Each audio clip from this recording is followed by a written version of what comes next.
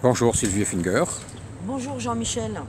Voilà, nous sommes ici à Bordeaux, pas très loin d'ailleurs du tribunal de Bordeaux.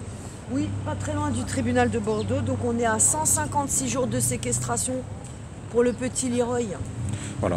Alors je rappellerai très brièvement qu'il a été enlevé à sa crèche le 30 mai par des fonctionnaires qui avaient une fausse ordonnance judiciaire, laquelle s'appuyait d'ailleurs sur des faux documents, des faux témoignages, des faux de toutes sortes, et que tout ceci est absolument prouvé dans un dossier. Exact ?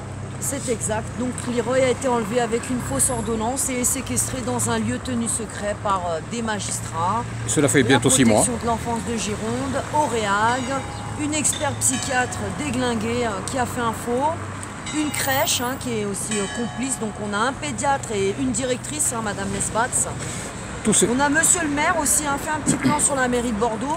Voilà, nous sommes pas très loin de la mairie de Bordeaux. Ici nous sommes à Bordeaux, en direct de Bordeaux. Alors effectivement, tu as essayé de contacter le maire Alain Juppé. Alors on a essayé de solliciter monsieur Alain Juppé à plusieurs reprises. Ça fait 6 mois qu'on appelle son chef de cabinet. En quoi est-ce que ça le concerne? Alors en quoi il est concerné, monsieur le maire de la ville de Bordeaux? Eh bien il est responsable des crèches et du personnel employé sur sa commune. Mais en plus il est le chef de la police. Donc dans toutes les villes, celui qui est au-dessus du commissariat, c'est monsieur le maire. Mais en quoi dans sa ville, il doit faire régner l'ordre. En quoi la crèche était-elle impliquée? Apparemment, Leroy était heureux à la crèche de la cité administrative de Bordeaux. Qu'est-ce qui s'est passé? Eh ben, déjà le comportement de la directrice et puis ce qui a suivi, tout ce qui s'est passé, quelques moments avant qu'on arrache l'enfant. Mais elle te disait que tout allait bien avec Leroy, qu'il était heureux. Oui, tout allait bien avec Leroy, il allait de mieux en mieux, il participait bien à la crèche. Je crois d'ailleurs. J'avais des très bons retours des puéricultrices qui, je vous rappelle, oui. 2 puéricultrices avec qui nous avons très bien travaillé pendant des mois, qui ont été mis au placard, cachés, on n'avait pas le droit même de leur parler. Donc la directrice nous a interdit d'entrer en contact avec les puéricultrices qui géraient Leroy. Mais je crois savoir. Je trouve ça hallucinant. Mais je crois savoir que ton ami Jean-Michel Bessot s'était méfié et qu'il avait pris des enregistrements audio là-bas. Donc on a pu, on l'a dit de toute façon, moi je l'ai dit aux policiers, j'ai piégé madame la directrice, oui. J'ai piégé les gens à la crèche, elle a porté donc et pas qu'à la crèche, parce que ça suffit des faux. Concrètement, la directrice a porté un faux témoignage pour faire croire que Leroy était un enfant anormal. Un enfant avec des difficultés, des grandes difficultés. Donc on ne pouvait même pas augmenter le temps de crèche, parce qu'on a essayé à plusieurs reprises. Il faut savoir que Leroy il avait des temps de crèche très courts, de 2h45, 2 fois par semaine seulement, parce qu'il avait un problème d'hyperactivité, une hyperagitation. Oui. Et là, bizarrement, il se retrouve scolarisé avec plus ces problèmes-là. Alors si je... Donc, oui, c'est bizarre. C'est bizarre. Pendant 1 an, on le fait passer pour un enfant qui a des soucis, on l'envoie au CMP. Au CMP, on déclenche des examens et on rencontre un bon pédopsychiatre qui fait les choses. On entame un travail avec mon fils. Aujourd'hui, tout ça est réduit à néant. Le psychiatre qui gère Leroy, c'est X, les docteurs, c'est X, le personnel, c'est X. Depuis 156 jours, je travaille avec des fantômes. C'est-à-dire avec des gens qui sont complètement anonymes. Que des anonymes. Est-ce que le conseil départemental rendait compte quant à ce qui se passe pour Leroy, t'en donne des nouvelles, etc. Absolument pas. Ils ne font que me transmettre des copier-coller d'Auréag, donc de la soi-disant structure qui accueille mon enfant. Mais est-ce que le président du conseil départemental, Jean-Luc Glaise, s'engage? Il ne s'engage pas, puisqu'il le dit dans les mails, tout ce qui est écrit dans le mail n'engage pas sa responsabilité. Si je comprends bien, ton enfant est séquestré. Personne signe et personne n'engage sa responsabilité. Ton enfant est séquestré quelque part et aucune administration ne veut rendre des comptes sur Personne ne peut répondre. On n'a pas le droit de me le dire. Bon, tout ça... Donc, je vous rappelle que j'ai un procès le 13 novembre. Donc la juge qui a fait enlever l'enfant avec une fausse ordonnance qui est Colette Lajoie, parce que je ne dois pas citer son nom, mais c'est pas possible. La taille de ma douleur, c'est 156 jours de désenfantement. Oui. Me taire, comme l'a demandé mon avocate sur les réseaux sociaux, c'est pas possible. Je suis obligée de l'ouvrir parce que je suis une maman. Et j'aime mon fils et j'en prenais soin. Aujourd'hui, je ne sais pas dans quel état il est. Je suis morte d'inquiétude. Mais on t'a au moins laissé parler à ton enfant au téléphone, j'imagine. Je n'ai pas eu mon enfant au téléphone ni revu mon enfant depuis bientôt 6 mois. Jours. Depuis bientôt 6 mois. Nous avons entamé déjà le 6e mois de séquestration. Mais c'est incroyable. Alors, j'imagine que la justice va poursuivre ces espèces de malfaiteurs. Ils ont commis des faux. Ben non, la justice, au lieu de poursuivre le juge qui a fait un faux, la justice m'attaque moi. Alors là, par contre, la juge porte plainte pour diffamation et atteinte à son honneur. La plainte, elle est traitée dans les jours qui viennent. Moi, ça fait 1 an que je fais remonter à madame Colette Lajoie toutes les bourdes de l'aide sociale à l'enfance et tout le bordel qu'il y a autour de moi. Eh bien, personne n'a bougé, que ce soit au Conseil général, prendre des sanctions sur l'assistante sociale qui a saboté mes demandes de logement 1 an pour me renvoyer dans la rue parce qu'ils m'ont volé mon enfant et me renvoient dans la rue. L'assistante sociale a saboté tes demandes de logement, mais tu vas pouvoir lui demander des comptes si elle se rend au procès le 13 novembre. Mais on les verra pas, je pense même que la juge va même pas se déplacer. C'est tellement grave ce qu'elle a fait. Autrement dit, tes accusateurs, les gens que tu accuses légitimement d'avoir saboté, d'avoir fait des faux, etc., ne seront pas au procès. Ils vont se faire représenter par des avocats qui ne sauront pas répondre. Et toi, par contre, on va te dire que tu les as diffamés alors que tu as toutes les preuves que tu avais raison, si je comprends bien. Et que mon enfant... Où est mon enfant déjà? Montrez-nous mon fils. Oui, effectivement, c'est extrêmement inquiétant. Il va bien, c'est bien gentil de me dire il fait des châteaux de sable, il va à l'école. Est-ce qu'on le voit, nous, l'enfant? Mais alors, il y a eu une décision de justice de la Cour d'appel. Voilà, revenons à ça. Effectivement, le 13 septembre, tu étais au tribunal. Pour faire appel donc, de la décision du juge qui a fait enlever mon fils. Tu avais un solide dossier en main et ton ami Jean-Michel Bessou, d'ailleurs, t'a entendu parler très calmement. La Cour d'appel a mis 1 mois pour prendre sa décision. Je vais citer la juge, c'est Madame la juge Pichot. Oui. Alors, elle a eu quand même le dossier, elle s'est engagée. Donc, elle a eu le dossier en main, les pièces, et qu'est-ce qu'elle a fait, la juge Pichot? Elle confirme les décisions. Par contre, elle est un petit peu plus humaine. Alors, je ne sais pas s'ils sont humains, ces gens-là. Vas-y. 60 minutes par mois, elle m'accorde pour voir mon fils. Comment? 60 minutes par mois, non, 1 heure par mois. Dans un point rencontre, donc encore un lieu neutre où on vous amène l'enfant de là à là. Hein. Mais c'est un scandale. Et puis des travailleurs sociaux qui vont m'évaluer, qui vont évaluer ma santé mentale et ma relation avec Leroy. Mais n'ont-ils pas eu le temps, ces travailleurs sociaux, d'évaluer ma relation avec Leroy durant tous ces entretiens que j'ai eus à l'ASE, durant les visites que j'ai eues au domicile de M. Bessou qui nous hébergeait?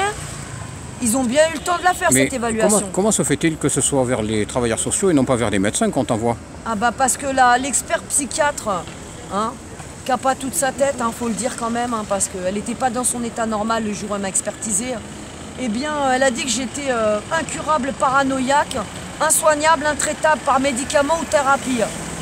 Donc elle ne m'envoie pas vers des psychiatres puisqu'elle a dit que même les psychiatres ne peuvent rien faire pour moi, je suis un cas désespéré. Elle avait menti, je crois, sur l'avis. Donc elle a menti, puis nous en avons la preuve, puisque nous avons donc le docteur Patrice Simon qui m'a suivi dans l'Essonne, qui atteste lui que je ne suis pas une mère qui délire. Et elle a dit le contraire? Et elle a donc dit que le docteur Simon avait validé donc ce que elle et ce n'était pas vrai. Dit dans l'expertise. D'ailleurs, ton dossier, ce n'était pas vrai. Ton dossier porte d'ailleurs une attestation écrite du docteur Simon qui dit bien qu'il n'a jamais dit que tu étais délirante. Donc cet expert a quand même eu le culot de porter plainte contre moi. Soi-disant, elle aurait entendu parler d'elle sur un blog, elle qui va pas sur Internet. Oui, c'est étrange. Et bizarrement, on n'a pas de suite de la plainte. Donc j'ai été entendue au commissariat de Bordeaux. Monsieur Bessou aussi. Qu'en est-il de la plainte de l'expert psychiatre? Monsieur Bessou, c'est ton secrétaire habituel qui t'aide à rédiger des blogs. Donc que cet expert a menti, il m'a accompagné au rendez-vous et il a vu l'expert. Oui, et d'autre part, c'est lui qui avait fait les enregistrements à la crèche. Donc moi j'ai un procès le 13 novembre, voilà, on va en revenir là, c'est ça qui est important. Donc tu vas te retrouver en position d'accusé. J'ai un procès le 13 novembre et mes visites ne sont toujours pas mises en place, donc je n'ai toujours pas revu mon fils. Malgré la décision du 10 octobre qui demande que je puisse rencontrer mon fils 1 heure par mois pour 10 octobre, le lien maternel. Ça fait donc 12 heures par an pour maintenir le lien. Cela fait le lien qui a été sectionné depuis 6 mois. Cela fait près de 4 semaines. Sans motif. Et cela fait près de 4 semaines et les services sociaux. Ils ont la décision en main, donc j'ai eu une responsable de l'ASE, X encore, il y a une quinzaine de jours, qui m'a dit, donc c'est cette responsable ASE qui m'a aussi fait parvenir, je précise, la copie de la décision de la Cour d'appel, puisque nous n'avons pas pu l'obtenir par le tribunal. Et à 2 reprises, la greffière nous a menti. On a dû aussi montrer au peuple le mépris des greffiers pour nous transmettre les décisions judiciaires. Donc cette décision m'a été transmise par une chef de l'ASE. Il m'a été dit par l'ASE que Auréag avait donc la copie, et je pense qu'ils l'ont déjà depuis le 10 octobre. Eh bien aujourd'hui on est le 5 novembre, 25 jours plus tard, je n'ai toujours pas de visite de mise en place. Une personne qui m'a écrit ou contacté pour me parler des visites avec mon fils. Donc j'ai un procès le 13 novembre et je ne revois toujours pas mon fils. J'espère qu'il y aura du monde au tribunal de Bordeaux. Donc je vous appelle tous ceux qui peuvent venir rallier, se déplacer et Alors, venir me soutenir à Bordeaux pour, c'est le pour mardi. défendre, C'est défendre, hein, parce que Alors, nous rappelons. Malheureusement, je suis pas la seule maman dans le pays qui subit ça.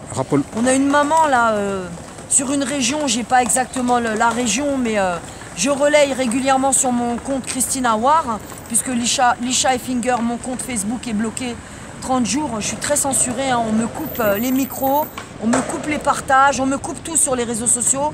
On saute mes chaînes, oui. Je suis très censurée. Je dérange énormément leur trafic d'enfants à Bordeaux et partout dans le pays. Donc on a une maman dans la même situation que moi, un cas similaire, hein, le 8 novembre, donc en France, qui va aussi être en procès, qui est attaqué par les juges qui séquestrent et qui ont fracassé sa famille. Toi, tu as décidé de ne pas te taire et tu te bats toi aussi. Moi, je me tais pas. Hein. Et plus je me montre mais je crois qu'avec plus je les dérange. Mais désenfanté depuis 156 jours, je ne peux pas rester au fond de mon lit, montre bien le t-shirt avec le petit Leroy, et me défoncer. C'est mon enfant, donc je pars en guerre contre tous ces gens. Ça fait déjà des années que je suis en guerre, vous le savez tous, ceux qui me suivent depuis des années. Je me bats déjà pour Célis Tessy-Ricci, pour Stécie, qui, je vous le rappelle, est une victime du foyer de Sucy-en-Brie. Et nous avons donc Bordeaux et le réseau du Val-de-Marne qui se touchent. Oui, effectivement. Et c'est eux qui l'ont relié, la justice, le réseau. Donc ils ne nous demandent pas de ne pas utiliser le mot réseau, parce qu'il y a bien un réseau en France pédophile.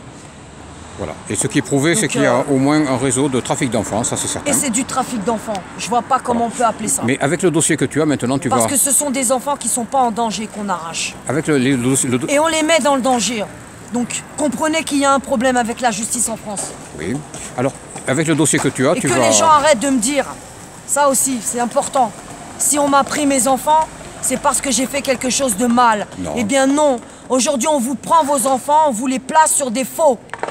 Bon, mais tu vas engager des actions en justice contre cela parce que tu as un dossier solide. Il n'est pas question que je me taise. Hein. Mon avocate, si tu suis bien l'histoire, on se voit le 13.